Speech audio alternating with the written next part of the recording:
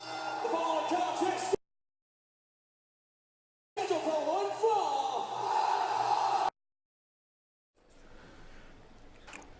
Hey, you're on. Hey, we are the wrestling boys. We are back. We've been taking a little, I don't say a little break. We've been watching a lot of different wrestling. I am Goose. This is Logan. And we got some, very quickly, we got some things we're going to talk about real quick before we get to our topics. Let's talk about a couple of the current news items of the day. This one just happened Monday? And it happened here in little Bakersfield, California. Now we're famous for two things. One, Charles Manson died here, and two, Shinsuke Nakamura was bitten by a police dog. Yes, and this was according to Dave Meltzer. This was on CBS.com. According to Dave Meltzer, apparently the Japanese star was bit by a police dog in the back of SmackDown Live here in Bakersfield, California. According to the report, the dog was doing a routine check of the backstage area. I don't know, looking for drugs or bombs or firearms or who knows. But apparently the dog sniffed Shinsuke's leg and chomped on it. Just bit Does it. he have something against Japanese people, or he was just like, I don't like you? It's a racist dog. Yeah. I find it funny and hysterical. It's like, first of all, what did Shinsuke Nakamura have on his leg that just ticked the dog off? I don't know. Is he doing something he shouldn't have? Well, we'll never know. This was also... So this isn't anything new. The last hour, Randy and Lionel talked a little bit about it. Inga Barks talked a little bit about it yesterday. I was like, as soon as I heard this, I was like, I gotta find out what the news is. We gotta talk about this. But it's like, but of all places to have this happen in here is Bakersfield, California, where it couldn't have been in a pay-per-view. But what's interesting is it kept Shinsuke from competing for the U.S. title. So. You think this will be something, maybe in Extreme Rules, after Shinsuke's taped up his leg and cleaned off whatever pissed off the dog. And if he didn't get something from that dog. Hopefully not rabies. Yeah, that's what I was just thinking. I'm just like, I hope he did not get that, because that's very bad. So moving right to the other piece of big news that happened, this happened last week. And you don't know him as well as I do. You didn't have a chance to see him as much as I did. But the death of Lana White, who is Big Van Vader, a big star in New Japan Wrestling and the WCW, really made a name for himself. Came over, he, you actually told me after we talked about this that he actually won the IWGP title twice. The heavyweight title twice. I'm not sure how many times, but. His total reign I can go check. His total reign, you said, was at least a year. Over a year, yeah. Yeah, over a year. So this was a guy this was a big, and he's one of these guys that, when he came in, he was intimidating. He had that weird mask that kind of weird mask that kind of covered his eyes and down, and he's like. Yeah, the one that came over to the ring, it was like, I'm what Vader. Yeah, that weird mask. It was like, what the hell is that thing? And then he had his normal mask. But he was one of the guys who kind of, I don't want to say pioneered big men wrestling. I mean, you had a lot of big men back in that day, which were, Bam Bam Bigelow and Big Boss Man. But Vader was a guy who, he was intimidating. He was fast. He was agile. Reminds me a lot of Braun Strowman today. And I think he was 63 years old. He recently, I think, just had he had open heart surgery. And I mean, if any of you see go to the pictures and he had a zipper. That's a big scar. Big scar down the middle of his chest. But when WWE finally brought him in, he wasn't quite the champion his championships were pretty forgettable in WWE, and I think that's pretty sad. I think that. But he really made a mark when it came to WCW wrestling in New Japan, and it's a sad thing that anybody dies, especially someone that you grew up watching. Oh, I got another thing to say. I was on Instagram and I saw while I was scrolling through that apparently Road Warrior Animal was upset that they didn't give a video tribute to Vader on Monday Night Raw. Yeah, I was kind of surprised. All they did was get a graphic. And I think that's, again, here's a guy who I mean, for some reason, because he didn't make it, and we'll talk about this in a little while, but because he didn't make a big impact in WWE wrestling, you know, here's a guy who just was kind of glossed over, and I think it's pretty sad. But pretty much like an NXT call-up, but a while ago. Yeah, but you know, rest in peace, Leon White. We'll miss you, and we'll see you up in wrestling heaven. All right. Let's go a couple of things. We're going to talk about, first of all, let's talk about the Bayley heel turn. You like to say, hey, you say it's a heel turn. I don't know. It looked like a heel turn. When she beat the living shit out of her for maybe 3+ minutes. Yeah. That's not just a heated rivalry. Yeah, it looked like I was actually kind of, and not only that, it wasn't like something that was like you saw coming. It was like as soon as the match was over, Bayley just jumps in the ring and just like wailing on her. And I was like, holy shit! Out of nowhere, we're just like, what the hell is she doing? You know, and now we talked about this about a couple of weeks ago because we said who needs a heel turn? You said Bayley on our inaugural episode. You said Bayley. Bayley needs a heel turn. You know, and it came true. And I said Sasha Banks. So what's the solution? Hey, let's send good Bayley to counseling. Okay, isn't that how we got Hell No? Yeah. I think this is going to be. This is just a weird storyline for her. I don't know where they're going with it. I think. I still don't buy that it's a full heel turn, but man, she got huge pop when she was being. Oh yeah, because everybody's been wanting this for I don't know how long. For months.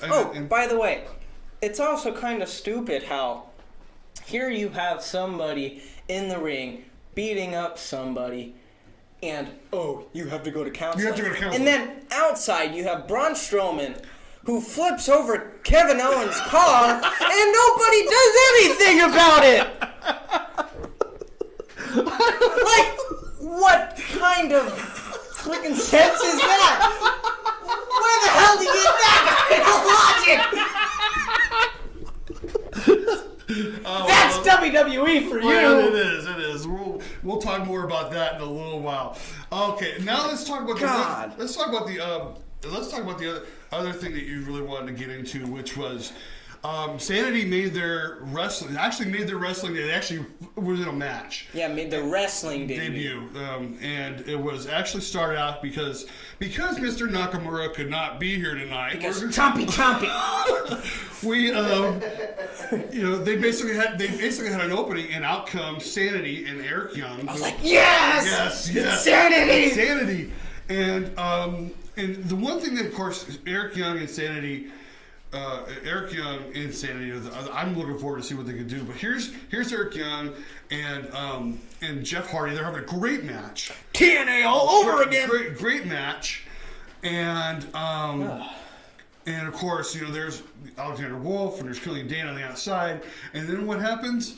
The Usos show up out of the blue, out of left field, out of the crowd. What the heck?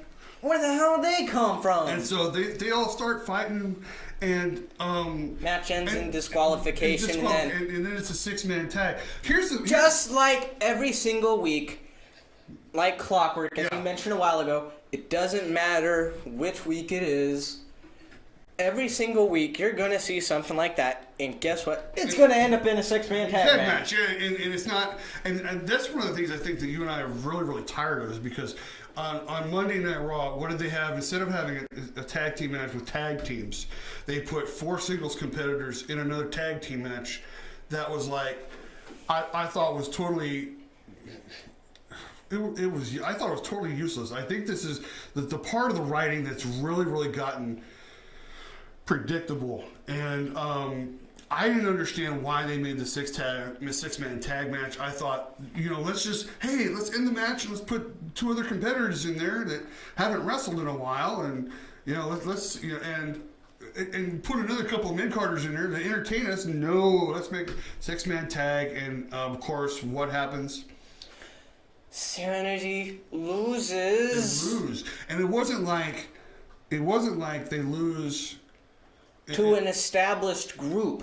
Seriously, if it was somebody like the New Day, where they're an established group, they're an actual group, they've been together for a while, then I wouldn't believe that they've already died. Sanity, not that they've lost to just a ragtag. Here, let's just throw them together. And now Sanity loses to a ragtag group. Yeah. They're dead. Dead forever. Just like almost every single other NXT call-up. And this was one I was looking forward to forever. And on their second appearance, they're dead. Dead forever. No, I can see where you're coming from because I agree with that because you have the Usos, you have Jeff Hardy. I mean, obviously you've got a tag team and you've got the United States champion, but still at the same time, I agree with you. I don't understand why they would do this, and I don't think Sanity's dead. But I definitely think that somebody in the back decided to screw them. And I think it's sad. I think you got three guys. You have three, especially, three guys who can pretty much be established by themselves. Yeah. I mean... Especially Killian Dane. Killian Dane. He can kick anybody's ass. Eric Young is a great pro wrestler. He's been around for years. And I think, I don't think they're dead, but I think that this is definitely not something that I'm happy with. And I would actually, if I was Sanity, I'd be in the back going, hey, what the hell? We just got here. Now you're going to make us feel like jobbers? Yeah. I think that's sad. Before we go to break, we're about ready to go to break. I wanted to bring up one more thing. They had the gauntlet match for the heavyweight title against AJ Styles, and who wins? But Rusev. Now, what do you think about Rusev Day? So they're going to have the title match at Extreme Rules. What do you think of this? I think it's interesting that of all people that's going against AJ Styles, it's going to be Rusev, and I think it's a good idea to have this match. Going to capitalize on everybody loves Rusev Day. And he's gonna win the title on Rusev Day. I think that I'm gonna go out on a limb. I actually agree with you. I think that I think Rusev's gonna win the title. Of course, there'll be a little bit of controversy because you need that in order to go into SummerSlam.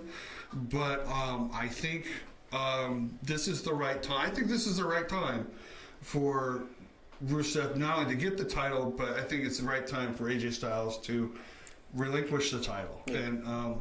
And we had all those matches between him and Nakamura, which every match was considered the match of the century, which I could never understand. 3 weeks ago you just had the match of the century. Now you have a new match of the century with two guys, the same two guys. I don't understand it, but that's how they. It wasn't even the match of the century. It wasn't even the best match at WrestleMania. It wasn't. Seriously. It was a good match. Yeah, it was a good match, but Charlotte versus Asuka was better. That was the match of the night. All right.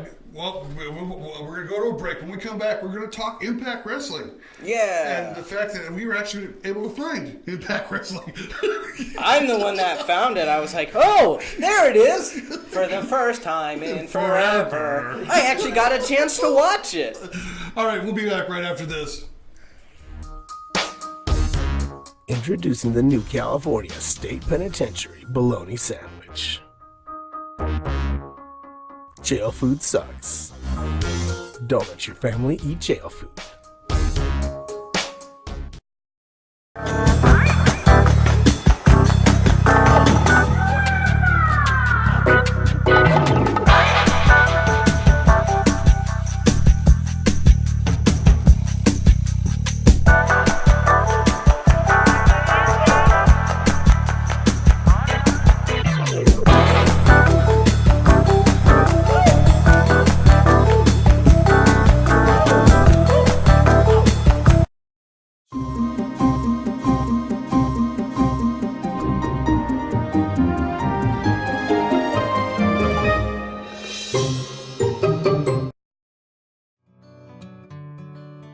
Your home is perfect. Until it's not. We understand that life has its changes. As your family grows, we're here to help grow with you. Because taking care of your family is important to you and important to us. Your story starts here with Cornerstone Mortgage.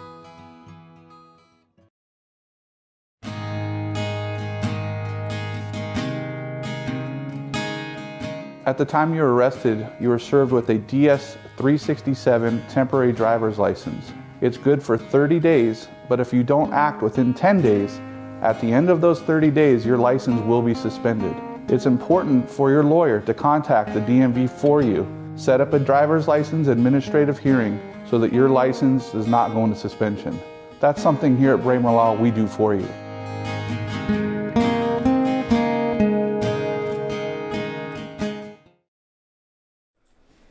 And we're back. We're the Wrestling Boys. This is Logan. and I am Goose, and we're going to talk about something that actually happened. We're actually able to find TNA Impact Wrestling. Why this is such a miracle is because we couldn't figure out where they were.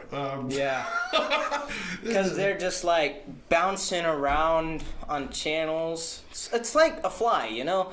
Just doesn't know where the hell it wants to be. And it just goes from Spike to Pop. Yeah, we're gonna. As a matter of fact, there are three things we're going to talk about, and that's one of them. Is the fact that every couple of years, all of a sudden, they're off the channel they were on. They were, as I said, they were on Spike. That's where we initially found them. Yeah, that's where we were actually watching it on a regular basis because we knew where it was. And we knew what time they were on. Yeah. And they didn't compete. They weren't on the same night with WWE, so we were able to watch 3 or 4 nights of wrestling. And it was actually pretty cool, and it annoyed a couple people in our house, but that's the way it worked. I mean, that's also why it used to actually be an actual threat to WWE, yeah. because people could actually find it. They knew when it was on. It was like same bat time, same bat channel.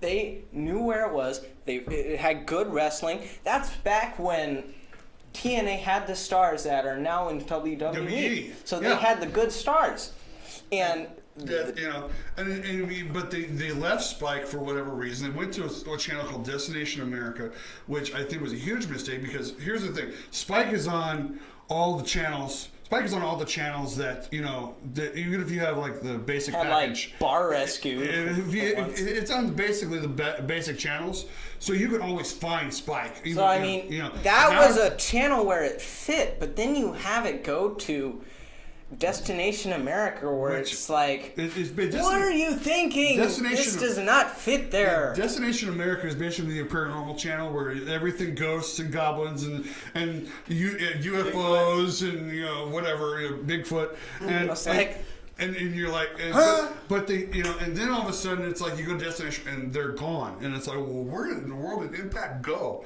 It's probably because they realized, oh, why the hell are we here? So we're the odd ones out. So you're flipping through channels, and all of a sudden on Pop, bum bum bum bum, I'm bored. Where is it? And there it was on Pop. Does anybody know? Found it. Does anybody? First of all, does anybody know what Pop channel is? Because I don't. Because it's not. It's like I think this is the crazy thing. I last hour, Lionel and Randy, they were talking about. Randy even brought it up. They were on TBS, which makes a hell of a lot of sense because TBS had WCW for years, and if TNA was on TBS, they would gather a lot more viewers to watch them. All right, so let's go to the second part, and that is that they don't have any really established stars. They used to, until all of a sudden they jumped ship to WWE. Yeah, that was crazy. And it was pretty sad. It was like, I think the only established star they really have on there is Austin Aries, who is their champion. They have Evan Bourne, who is now Matt Seidel, and they have John Morrison, who is now Johnny Impact. So it's like, so they do have some, but it was like, I remember it was like I was watching I'm watching the episode, and all of a sudden, who did they bring back to wrestle this one guy? Scott Steiner, who could barely walk down the aisle to get into the ring. It was like the dude. I mean, the dude is in his 40s. He's in his 40s? I thought he was older than that. I think maybe he is older. I mean, it's just, I know he's at least in his 40s, probably in his early 50s. I mean, and they bring him in, and it's like, holy crap, it's a Scott Steiner. It's a big Papa Pump, He's been there for a long time. They bring back Madison Rayne, who had been out for about 2 or 3 years, becoming a mom. And now she's back to vie for the women's title in Impact. I think one of the things they're going for, they're trying to bring in any independence they could find. They're trying to maybe have some homegrown talent that they could bring into the. But when Austin Aries is wrestling Moose, who I have no idea who Moose is, and maybe you could. I don't really know who he is, but I think he's like one of the more established big men. Like he's like the top guy. Yeah, it's kind of like, I mean, it would be different. I mean, but think about the last few years. It's like they had Samoa Joe. They had Eric Young, Drew McIntyre, Jeff Hardy. Drew McIntyre. Let's see. They had Who else? they had Loki. I don't know where Loki went to. But it was like They had Austin Aries Austin before Aries. he went to WWE. And then went came straight back. And so it's like I think they don't have any established stars to really hang their hats on. So and then the third thing is as it now escapes my brain. Oh, another one. They had also Ethan Carter III. EC3. And EC3 was a guy who started. He became a star in TNA. And then left. He was like an Impact original. That's where he started. And that's one of the other things is the fact they just don't have the money to keep it there. They're established. Matter of fact, yeah, I think that's the reason everybody's leaving here because they don't have. They can't meet the contract. Yeah. Like they don't have the money to pay them.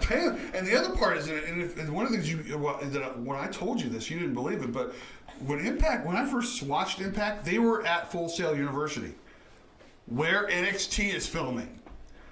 And then I don't know if they lose the rent or whatever, but then they go to New York. That was a big bust, and it still had Bobby Roode and James Storm, and they had all these big guys, and it looked like and then all of a sudden it's like now they're not in New York anymore. It's like they don't have the money. It's hemorrhaging really bad. It looks like, I mean, the wrestling is still pretty entertaining. Yeah. It does remind me a lot of WCW and a bit of NXT, but it's just, unless they can find a way to find, where they could stay at a station for long enough, or at least sign a contract with not USA, but like TNT or TBS or something where people can find them every week. Yeah. I think basically Impact is going to be one of these things where it's like minor league wrestling, where WWE is just going to continue to just keep taking wrestlers off of their books. All right, we're gonna get to a break early. When we come back, we're gonna talk about New Japan. What about the ring shape? The ring shape. They that's don't another. know. Oh, that's right. They can't decide about. That's right. That's what I was thinking about. Was they could? Thank you. This is why I have him. But that was the other thing. Was when I first saw Impact, they had a six-sided ring. I don't remember that. I thought we first saw one. It was four-sided. And then there was a four-sided ring and then they went back to the six-sided ring, and now it's a four-sided ring. Here's an idea: pick a ring. Yeah. Just pick one.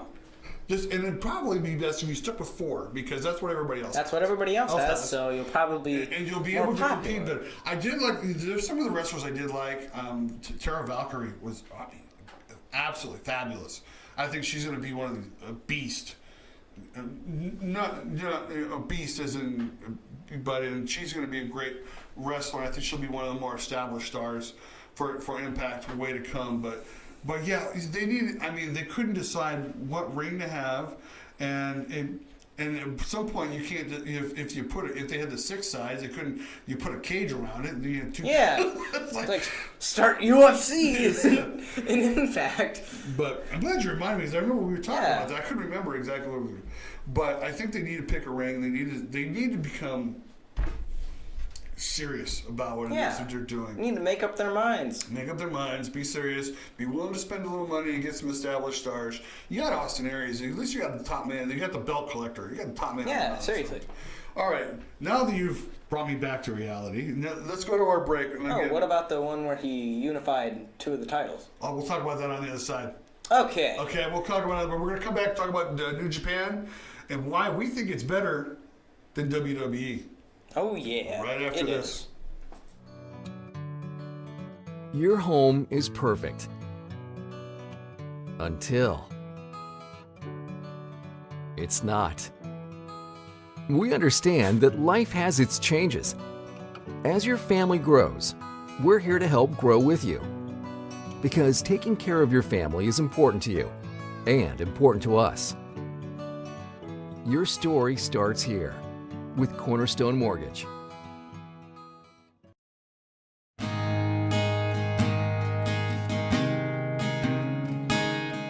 At the time you were arrested, you were served with a DS-367 temporary driver's license. It's good for 30 days, but if you don't act within 10 days, at the end of those 30 days, your license will be suspended. It's important for your lawyer to contact the DMV for you. Set up a driver's license administrative hearing so that your license is not going to suspension. That's something here at Braemar Law we do for you.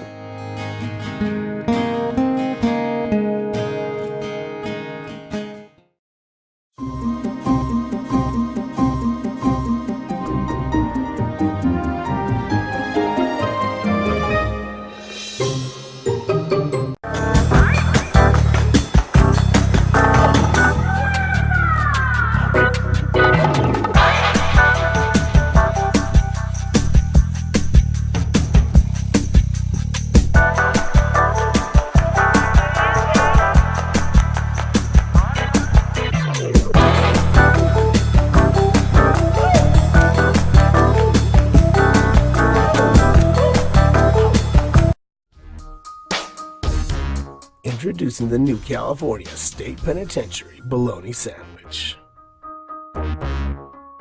Jail food sucks. Don't let your family eat jail food. And we're back. This is Logan. I'm Goose. We're the Wrestling Boys. Before we move on, I want to thank the beautiful Bakersfield Music Hall of Fame and KurtCast.com for letting us come on and do this craziness. When we were going to break, you were talking about how Austin. You said, don't you talk about how Austin Aries combined the belts? And I was like, yeah, I forgot about that. So Why are you making me sound like Bert and Ernie? I am not. I'm having a lot of fun. Anyway. Seriously, that's what you sound like. You sound like you're trying to be.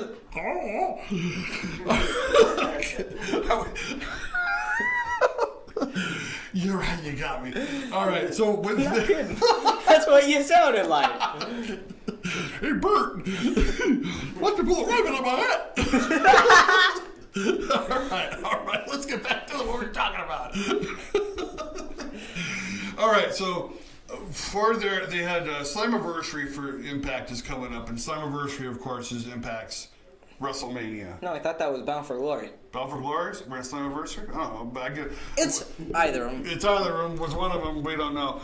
Oh, we haven't watched it in a hell of a long time.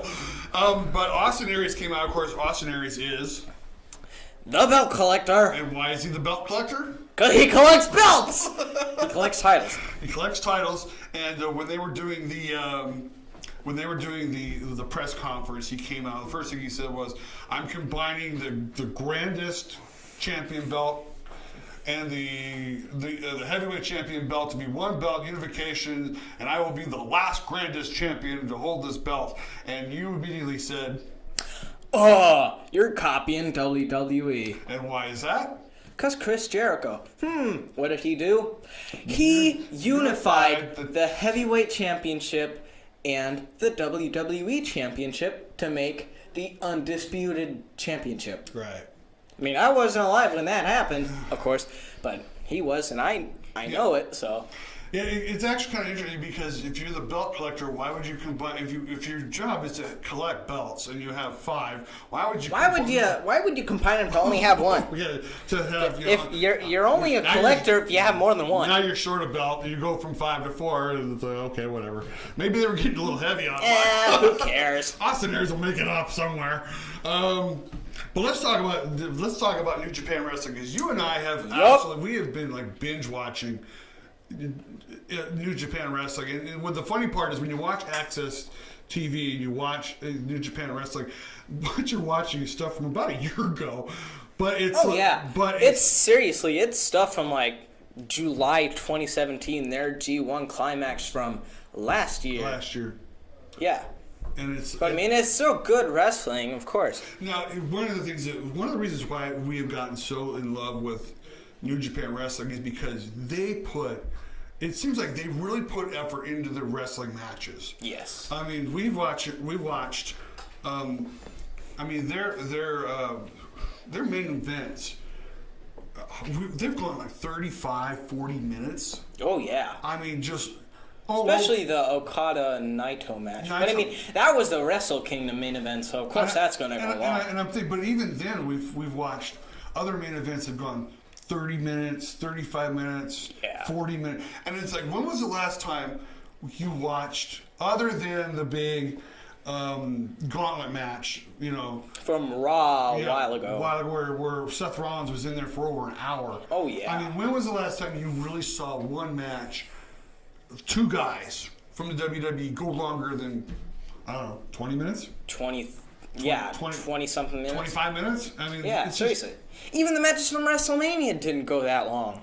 And that was like one of the biggest things with Money in the Bank, that it was the biggest criticism was that the match, even the ladder matches, didn't go longer than 15 minutes. No, it was 20 minutes. 20 minutes? And still. I think the women's went like 18 minutes and the men's went like 20 minutes. That's a disgrace. That's a disgrace. Seriously. I mean, even the ladder match for the North American title went for at least half an hour. Half an hour at least. I mean, these guys were like beating the snot out of each other. Oh my goodness. I mean, it was crazy. But I mean, it seems like New Japan really puts effort into their matches. Even the match, I mean, one of the matches we saw in the G1 Climax tournament, we saw Zack Sabre Jr. against, I forgot the dude's Okada? Not Okada, but it was a 17-minute match. Tanahashi, yes, Tanahashi. It was 17 minutes. But it was an entertaining 17 minutes. Yeah. And if you've never seen Zack Sabre Jr., the dude is from Britain. He's tall. I mean, he's a skinny guy. And he's skinny. I mean, if he ended up in the WWE, they probably put him in either NXT or 205 Live. I don't think they should put him in WWE for one reason. He is not a fast wrestler. No, he's a submission wrestler. Yeah, he's very slow. All he really does is submission. Submission. As a matter of fact, one of the things we talked about was I would like to see Zack Sabre Jr. in a match with Pete Dunne. Because those two guys would like literally try to stretch each other out until they're like taffy. I mean, that's all Zack Sabre Jr. does, is that he is a submission wrestler, and he will bend. The match he had against Okada, which was 30 some odd minutes long, and all you see is Okada being bent this way and that way and this way. He's basically one of like those guys where you find it like a carnival. He's like the pretzel maker. Seriously, that's what he does. He makes pretzels out of people. He does. And I think that's one of the biggest gripes I have with WWE. It just seems like they're not taking time with putting on a quality match. They're just not. I mean, when you have, let me put it like this. When you have a match where you have 4 singles competitors, again, I'm going to bring this match up we saw on Raw. You had Braun Strowman and Kevin Owens on one side, and you had Baron Corbin and Finn Balor on the other. Okay, are you just trying to find a way to put these 4 guys in your show? Who cares? Why can't you put Braun Strowman and Finn Balor together? They're already a tag team. They've been a tag team before. They're actually almost like an established tag team at this point. And seriously, why not even make them a tag team? Seriously, they're really good together. I think what Raw really needs to do, if they're going to keep it at 3 hours, you want to have quality wrestling, drop one of your promos. We don't need to have someone out there for 10 minutes talking about this, that, and bacon fat. I mean, I really just don't care. Okay. And let me tell you something. Let me tell you the exact example I have. Especially like that Alexa Bliss and Mickey James thing. Oh my God, that dragged on forever. When you have promos with Bobby Lashley and Sami Zayn, just the Lashley sister segment. That was fun. Okay, but when you had Bobby Lashley running through an obstacle course, I didn't see that, but I'm glad I didn't. I'm glad you didn't either. That was the dumbest thing I ever seen. You drop a promo. Seriously, and I don't understand. Why do you not have long main events? Seriously, whenever you like check the time for the like near the end of the show, you're like, I wonder how long the main event's gonna be. Yeah. And you're like, what the hell? It's not even gonna be 20 minutes. Yeah. That's bull. Yeah.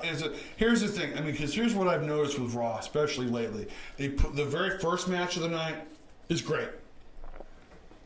The main event is great. I mean, especially if it's like Dolph Ziggler and Seth Rollins, it doesn't that matter. was It doesn't matter how long a match between them is going to be. It's going to be a good match. It's a great match. And while you bring it up, what I like about that is the fact that they've set up a rivalry, which I keep screaming for, a rivalry between Drew McIntyre and Roman Reigns. They pretty much have set that up. Yeah. But you know what? That was a fantastic match. Even with the interference, it was a great match. Yeah. It was. I was. Oh my I God. actually thought that was a good ending. And so it's Having like, Drew interfere. and the other Because thing. that's a heel ending, and they're heels. And here's the or unless you're having a women's match, because it seems like the women's matches have gotten into great detail and be great matches, but you've got you've got a vast amount of talent in the back who'd love to come out and entertain you. And rather than that, you're going to put out a promo that basically tells everybody at home, here's your opportunity to go get a sandwich and use the toilet. Yeah, I mean, seriously. it's just, it has become boring. At least when I watched SmackDown this week, at least it seemed like they were starting to get the wrestling, WWE. At least it looked like they were starting to really pick up the wrestling. I mean, the match between, again, Eric Young and Jeff Hardy was fantastic. Yeah, that was a It good was a match. great match. And like I said, even without the interference, it was a great match. Oh, yeah. And it just seems like, I mean, I don't know if and again, the reason we have really grown into watching New Japan is because we're watching guys. First of all, we're watching guys we've never seen before. Oh, yeah. I mean, we're watching wrestling that's the highest caliber. Well, I mean, yeah, because once you start watching the show, you're just like, ooh, I want to see these guys. I want to see what they're able to do. I want to see these styles. And I think this is one of the reasons why someone like, I don't know, Chris Jericho is now over at New Japan, wrestling in New Japan. I think that, and I think that not only is he there to wrestle, but I think he's also there to scout for WWE and probably bring a couple of guys over. But It's like a spy. a spy. Yeah. I mean, but you got guys like Michael Elgin, who's like, I mean, just a big He's guy. a big guy. He's strong. Big, strong guy who You should go look him up. You should maybe I even think- watch his I think- matches if I you can think- find any. Yeah, I think that he would be. I would like to see him in a match with Rusev. That Ooh, would be an absolute that'd be a treatment. good match. I would like to see Okada go up against Seth Rollins. Ooh. I'd like to see Naito go against Daniel Bryan. Ooh, that'd be a good That match. would be a good match. I mean, these are, and again, if you guys have not seen New Japan Wrestling, yeah, I mean, if you go to Access TV, it may not be on your basic, package, but see if you can find. And if not, go to YouTube and see if you find some of these matches. Okada. I mean, seriously, I found Chris Jericho versus Kenny Omega on YouTube, and that was a 5-star match from Wrestle Kingdom. That's their top pay-per-view.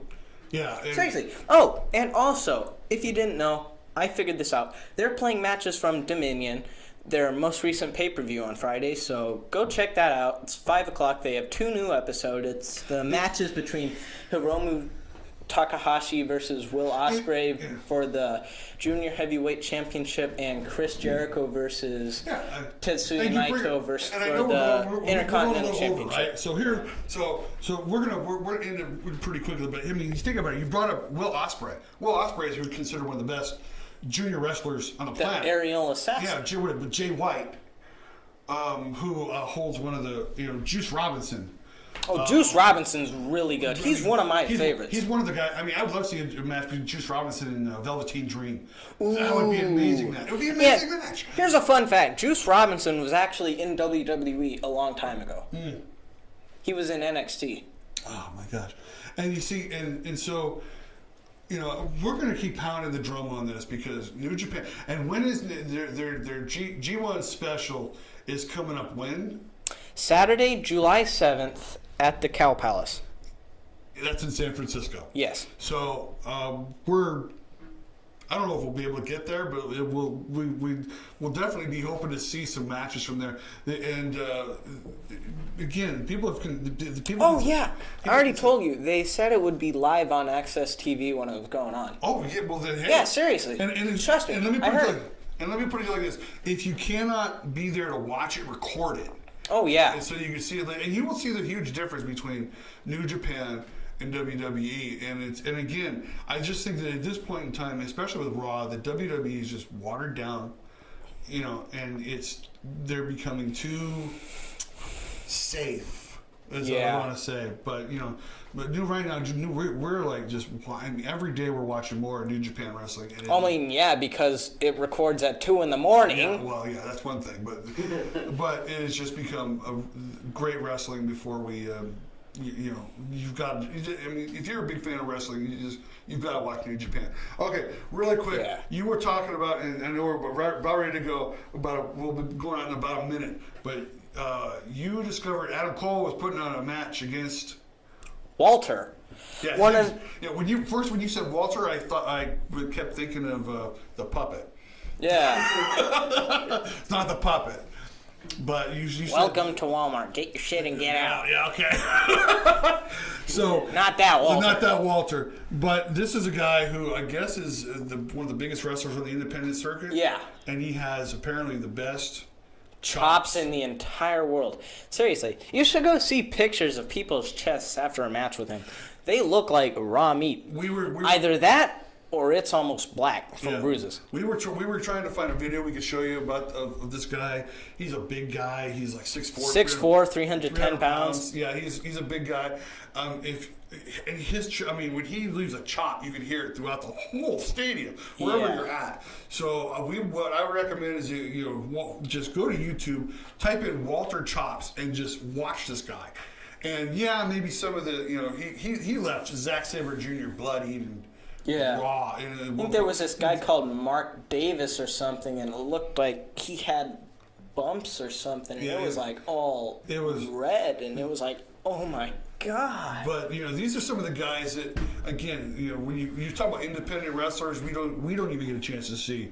Yeah. I mean, go out and check them out. Because when you told me Adam Cole was putting the title up against it's Walter, I was like, who is this guy? And you checked him out. I was like, oh my God, you got to see, huge. Let's look at this. And I watched, and it's like, and of course Zack Sabre. And this wasn't hurt me watching that. And this was an independent event. Yeah. Which is actually really cool because WWE is actually now getting more open to working with other promotions. Like, they've actually got a working relationship with Pro Wrestling Noah now, which is a Japanese company which Hideo Itami is working for. So I thought that was really cool when I discovered that. Okay. We're on our way out. Thank you for watching us today. We really appreciate it. I am Goose. I'm Logan. We are the Wrestling Boys. Again, we want to thank Beautiful Bakersfield Music Hall of Fame and the Kerncast.com for giving us a chance to come on and talk about something we're very passionate about, which is pro wrestling. We will see you next week. Yeah.